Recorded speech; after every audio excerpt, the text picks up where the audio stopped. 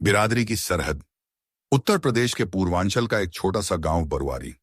यहाँ खेत खलिहान, पक्की हवेलियां और कच्चे घर मिलकर एक अलग ही तस्वीर पेश करते थे। गांव की सबसे बड़ी पहचान उसकी जात बिरादरी की दीवारें थीं। ऊंची जात वाले ठाकुर और ब्राह्मण गांव के बीचों बीच बड़े मकानों में रहते थे। उनके इर्द गिर्द दुकानदार और अन्य मध्यवर्गीय जातियां। और गांव के छोर पर बसा था नीची जात का मोहल्ला, जिसे लोग अक्सर नाम लेकर नहीं बल्कि ताने कसकर बुलाते थे। अर्जुन पास के ही कॉलेज में पढ़ाई करता था। जात से वह कुम्हार था, यानी गांव की नजर में मध्यम जाति। पढ़ने लिखने में तेज, स्मार्ट और हंसमुख। गांव के कई लड़कों की तरह खेत खलिहान का बोझ ढोने की बजाय उसका सपना था कि एक दिन शहर जाकर अफसर बने। उसकी सबसे बड़ी खूबी थी उसका आत्मविश्वास। लंबा कद, गेहुआ रंग और आंखों में एक अजीब सी चमक। लड़कियां अक्सर उस पर नजर डालती, लेकिन गांव का माहौल ऐसा था कि कोई खुलकर बात करने की हिम्मत नहीं करता। राधा ठाकुर परिवार की बेटी थी। उसके पिता वीरेंद्र प्रताप सिंह गांव के जमींदार जैसे थे। पंचायत चुनावों में उनकी बात ही आखिरी मानी जाती थी। राधा अभी अभी इंटर पास कर शहर के कॉलेज में दाखिला लेने वाली थी।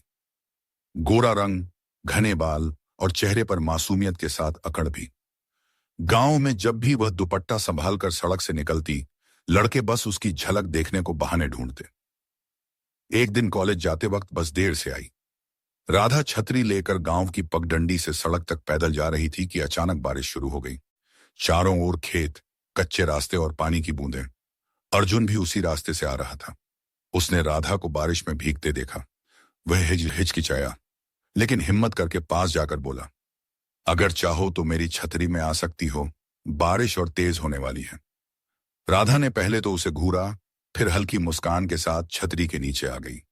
बारिश की बूंदें गिर रही थीं। दोनों एक दूसरे से बस कुछ इंच की दूरी पर थे। अर्जुन का दिल तेज धड़क रहा था। राधा ने पहली बार इतनी नजदीक से उसे देखा। उसकी सधी हुई आवाज और आंखों में आत्मविश्वास उसे अच्छा लगा। रास्ते में दोनों धीरे धीरे बातें करने लगे। राधा, तुम्हारा भी कॉलेज यहीं है? अर्जुन, हाँ, लेकिन मुझे गांव में लोग पढ़ाकू कहकर चिढ़ाते हैं। राधा हंस पड़ी। तो पढ़ाकू होने में बुराई क्या है? कम से कम दूसरों से अलग तो हो। अर्जुन ने उसकी मुस्कान देखी और बोला, आप हंसती हैं तो बारिश भी थम जाती है। राधा शर्मा गई। गांव में किसी लड़के ने उससे ऐसे बोलने की हिम्मत नहीं की थी। उस दिन के बाद दोनों अक्सर एक ही बस से कॉलेज जाते। पहले सिर झुकाकर, फिर हल्की मुस्कान और फिर धीरे धीरे बातचीत। राधा को अर्जुन की बातें भाने लगी। गांव की राजनीति और जात बिरादरी के झगड़े से दूर वह अर्जुन में एक दोस्त, एक साथी देखने लगी। एक शाम अर्जुन ने उसे किताब लौटाने के बहाने गांव के तालाब किनारे बुलाया। चारों तरफ सन्नाटा था, बस मेंढकों की टर टर। राधा ने कहा, अगर किसी ने देख लिया तो बहुत बवाल होगा। अर्जुन मुस्कुराया, हम बस दोस्त हैं और दोस्ती किसी जात की मोहताज नहीं होती।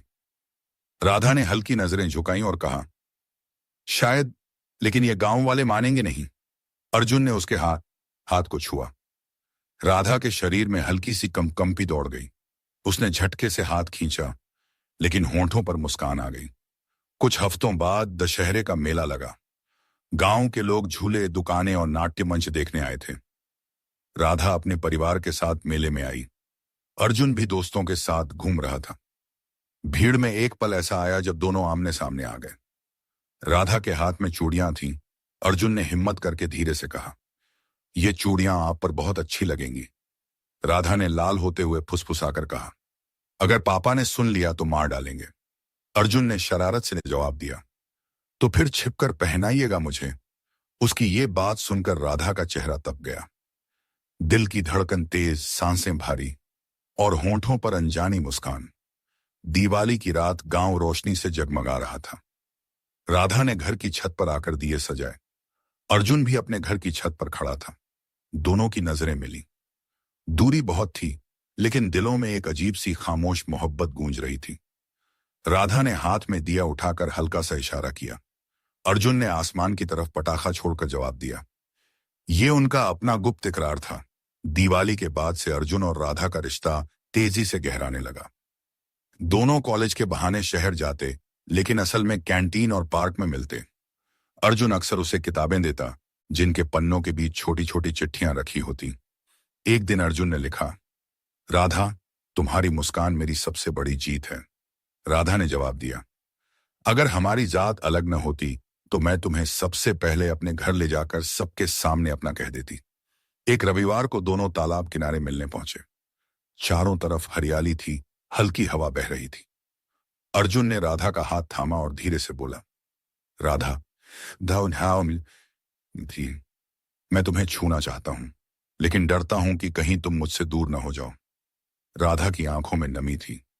उसने खुद अर्जुन का हाथ अपने गाल से लगाते हुए कहा, तुम्हें हक है अर्जुन, बस इतना वादा करो कि कभी मुझे छोड़कर नहीं जाओगे। उस पल दोनों एक दूसरे में खो गए। अर्जुन ने उसके माथे को चूमा, फिर गाल, और धीरे धीरे उनके होंठ मिल गए। यह उनका पहला असली इकरार था। कुछ दिन बाद शहर में कॉलेज का वार्षिक समारोह था। राधा ने लाल रंग की साड़ी पहनी थी। अर्जुन उसे देखकर खुद पर काबू नहीं रख पाया। कार्यक्रम खत्म होने के बाद दोनों शहर के एक दोस्त के खाली मकान में गए। वहां सन्नाटा था, बस बाहर से आती हल्की हवा। राधा ने धीरे से कहा, अर्जुन, मैं डर रही हूं, अगर किसी को पता चल गया तो? अर्जुन ने उसे बाहों में भरकर कहा, आज सिर्फ हम हैं और हमारा प्यार, कोई बीच में नहीं आएगा। धीरे धीरे उसकी साड़ी का आंचल खिसक गया और अर्जुन की उंगलियां उसके हाथों से होती हुई उसकी कमर तक पहुंच गईं। राधा की सांसें तेज होने लगीं। उसने आंखें बंद कर लीं। उसके होंठ कांप रहे थे और अर्जुन ने उन्हें चूम लिया। उस रात उन्होंने पहली बार अपने दिल और जिस्म को एक दूसरे के हवाले कर दिया। पल भर को दोनों भूल गए कि वे अलग जातों से आते हैं, कि समाज उन्हें कभी स्वीकार नहीं करेगा। उस रात बस दो दिल थे जो एक हो गए थे। कुछ हफ्तों तक उनका रिश्ता गुप्त रहा, लेकिन गांव में दीवारें भी कान रखती हैं। एक दिन किसी ने तालाब किनारे उन्हें हाथ पकड़ते देख लिया और बात आग की तरह फैल गई। वीरेंद्र प्रताप सिंह, राधा के पिता, गुस्से से लाल हो गए। उन्होंने राधा को कमरे में बंद कर दिया और कहा, हमारी इज्जत मिट्टी में मिलाने की जुर्रत की है तुमने। ठाकुर की बेटी कभी किसी कुम्हार से प्यार नहीं कर सकती। उधर अर्जुन के घर भी पंचायत बुलाई गई। लोगों ने उसके पिता से कहा, लड़के को समझाओ वरना पूरा गांव उसे बहिष्कृत कर देगा। राधा ने 3 दिन तक खाना तक नहीं खाया। अर्जुन उससे मिलने आया, लेकिन घर वालों ने उसे भगा दिया। उस रात राधा ने खिड़की से चुपके से अर्जुन को चिट्ठी फेंकी, अगर तुम सच में मुझसे प्यार करते हो तो मुझे लेकर भाग चलो। अर्जुन पूरी रात सोचता रहा। सुबह उसने हिम्मत जुटाई और तय किया कि राधा को लेकर शहर चला जाएगा। राधा अपने घर से चुपके से निकली। उसने साधारण सलवार कुर्ता पहना और गले में अर्जुन की दी हुई चूड़ी डाली। अर्जुन बाइक लेकर इंतजार कर रहा था। जैसे ही राधा पीछे बैठी, दोनों ने गांव की सरहद छोड़ दी। हवा उनके चेहरों पर पड़ रही थी। राधा ने अर्जुन की पीठ से लगकर फुसफुसाया, अब मैं सिर्फ तुम्हारी हूं। अर्जुन ने बाइक की रफ्तार और तेज कर दी। दोनों शहर में जाकर एक किराए के मकान में रहने लगे। शुरू में मुश्किलें बहुत थीं, पैसे की तंगी, समाज की धमकियां और गांव वालों की नफरत, लेकिन दोनों एक दूसरे के साथ थे।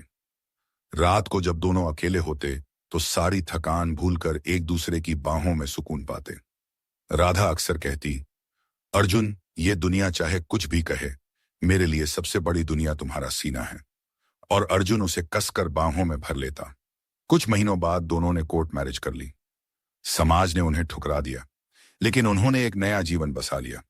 गांव की जात बिरादरी की सरहद उनके लिए हमेशा टूटी रही। उन्होंने अपने प्यार से साबित किया कि इज्जत जात से नहीं, इंसानियत और मोहब्बत से होती है। यह कहानी एक गांव की है जहां जात पात की सरहदों के बीच दो दिल मिले।